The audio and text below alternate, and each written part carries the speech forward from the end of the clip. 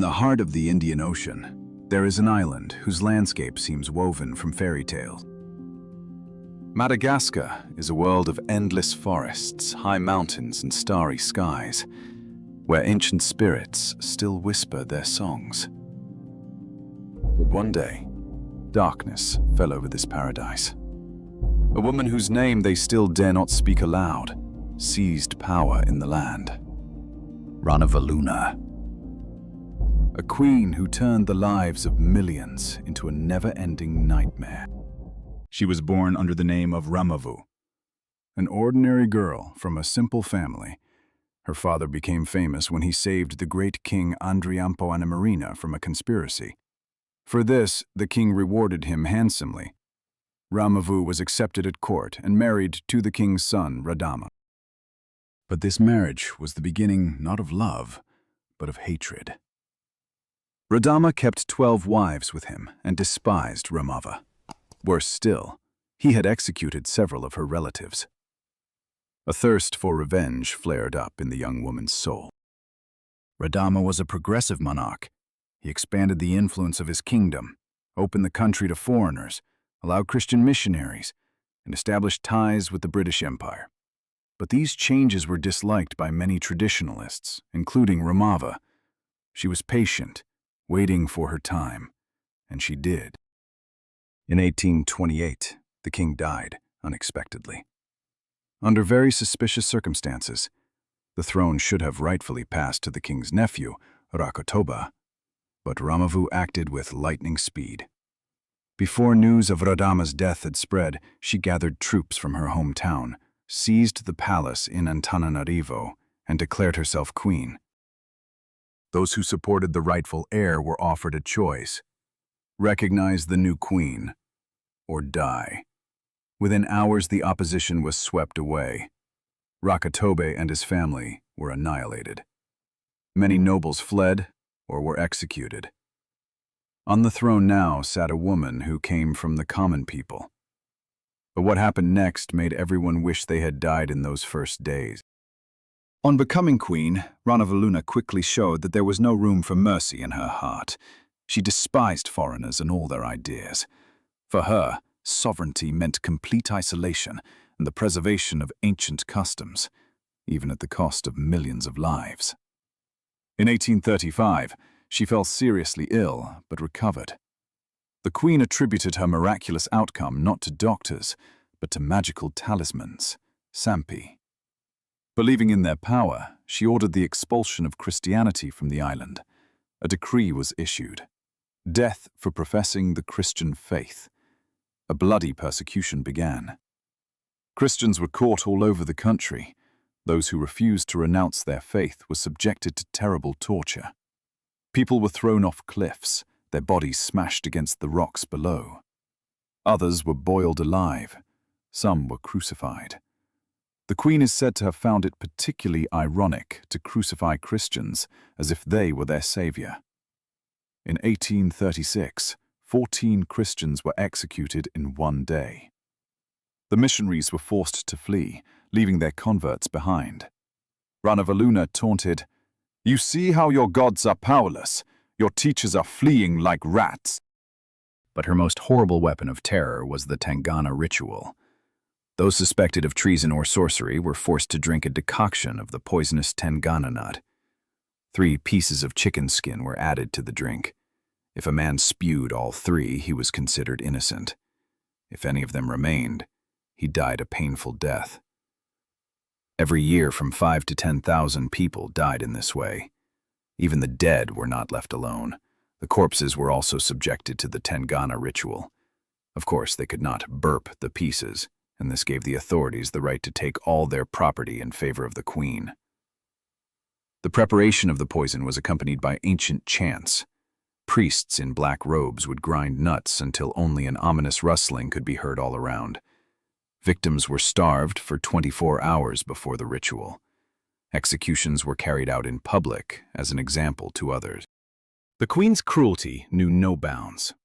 In 1849, French troops attempted to land on the island. Ranavaluna's army not only repelled the attack, but also captured 21 European soldiers.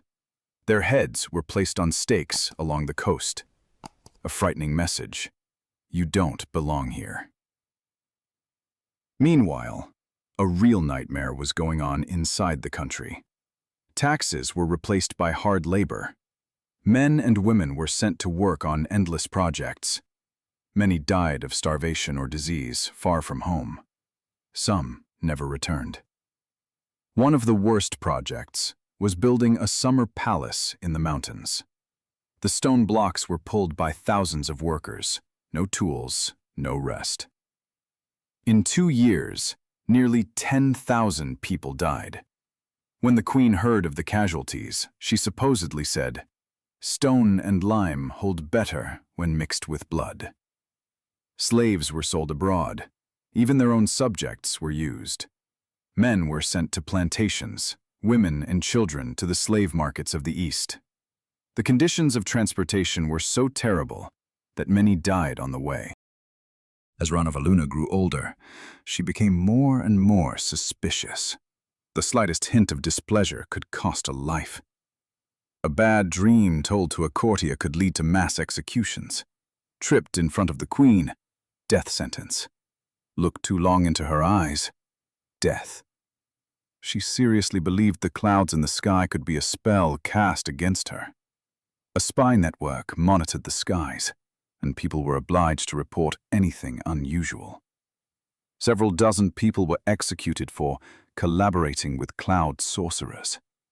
The queen banned the color purple. All clothing, feathers, and flowers of that hue were publicly burned. Even an accidentally found petal of a purple flower could lead to arrest. For all her hatred of foreign religions and politicians, Ranavaluna had a strange admiration for French culture. She kept a broken piano in her palace and made her courtiers dress up in French dresses and frocks. She became obsessed with soap. She learned the recipe from missionaries. She banished Christians, but ordered bathhouses to be built throughout the capital. A few Europeans remained at her court, mostly craftsmen. One of them was Jean Labarre, a French engineer who was shipwrecked off the island. Instead of executing him, Ranavaluna made him her advisor. Under his leadership, arms and textile factories were built on the island. By refusing to trade with Europe, the queen dealt a devastating blow to the country's economy. To make up for the loss, she stepped up the slave trade. Not only captured enemies, but also her own people were sent to the slave markets. Many families were torn apart forever. Men were sold to plantations, women and children to Arab countries. The conditions of transportation were horrendous. Many died of asphyxiation while still in the holds. Ranavaluna had an only son, Prince Rakoto. Unlike his mother, he received a European education, knew French, and sympathized with the ideas of humanism. The prince was beloved by the people.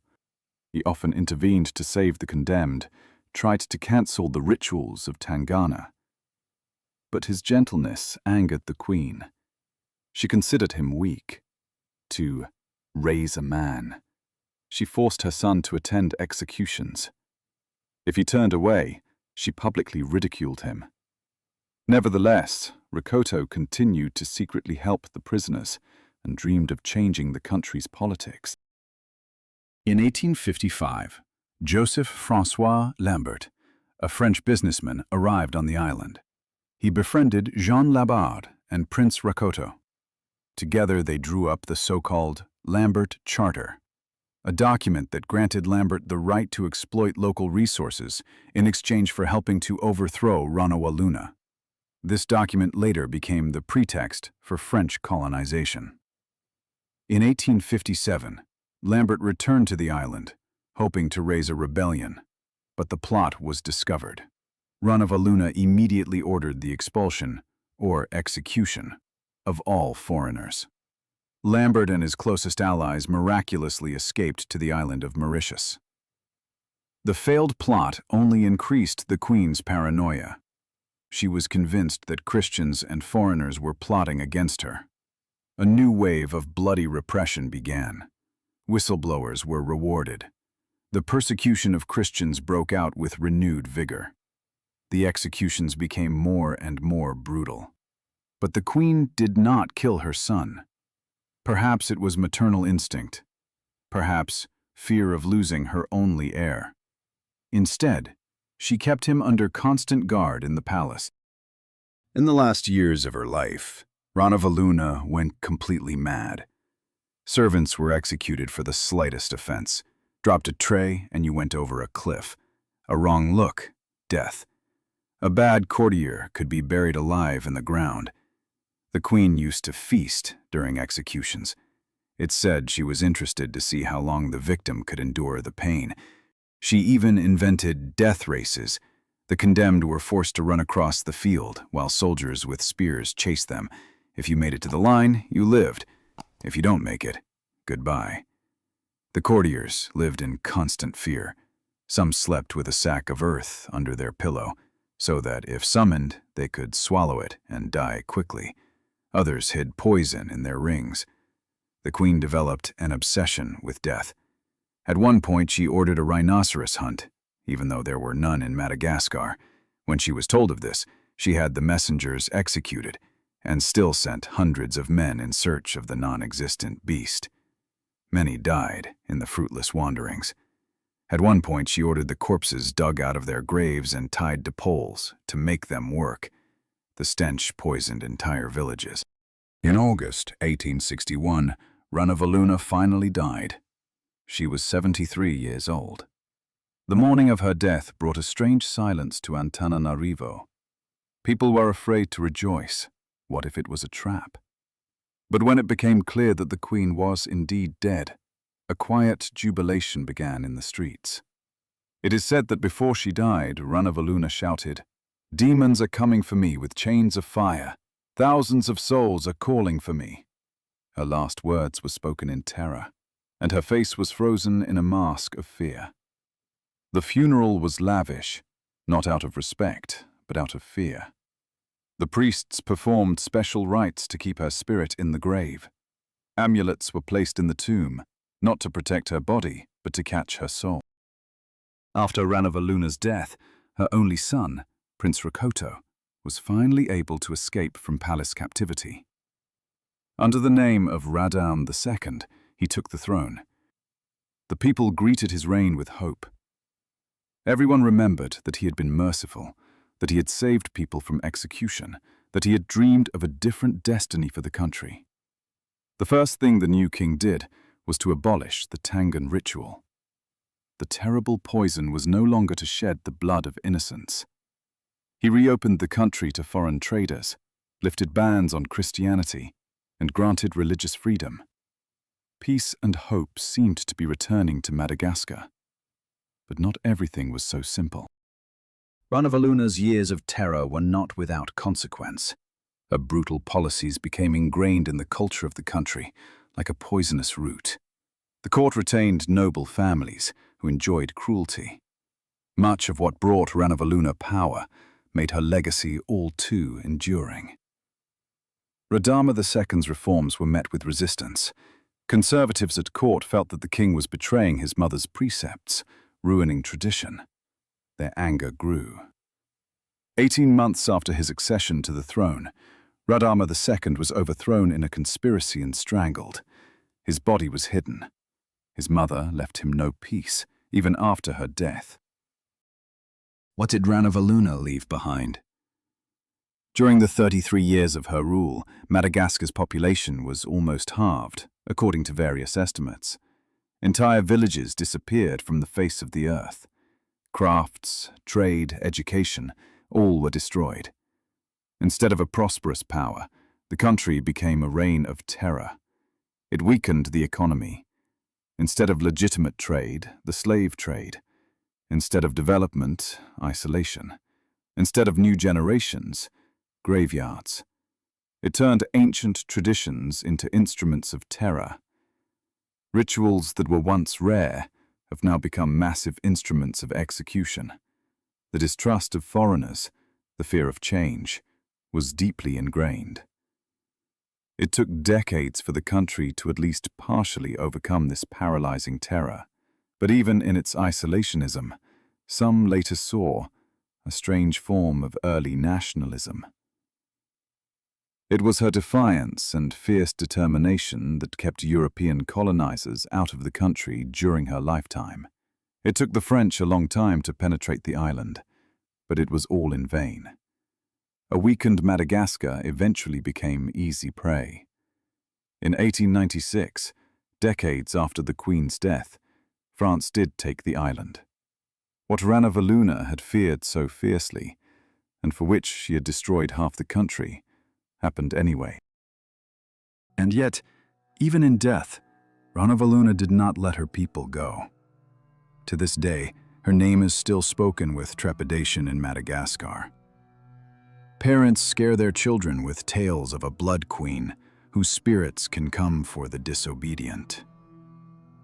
Offerings are left at her tomb, not as a sign of respect, but to propitiate her spirit. The priests say her soul is restless. Too much pain, too much blood. They say at night her silhouette can be seen among the shadows of the old palace, and her last words can sometimes be heard in the wind. They are coming for me, demons with chains of fire. Ranavaluna sought immortality through fear, and in this, bitterly, she succeeded. 2 centuries later, her name still makes hearts clench. Unlike conquerors who are remembered for glory or victory, she is remembered for destruction. Not just for the thousands she executed with her own hand, but for the millions who were never born because of her rule. Entire generations were wiped out. Ancestral lines were severed. Old rituals were redrawn. Fear of change took such deep roots that for years to come, it kept the country from moving forward. Ranavaluna didn't just turn a paradise island into a hell. She created a new hell. A hell that continues to live in the memory of the people. A monument of cruelty that still terrifies even the imagination. History rarely remembers rulers so vividly, but when it does, it is for greatness or horror. And in this dark gallery, Ranavaluna stands apart. A queen whose cruelty was so complete, so systematic, that it is beyond comprehension. And if one day on the shores of Madagascar you hear the wind moaning through the old trees, rest assured, it is the whispers of those she destroyed. Their voices echo through the ages.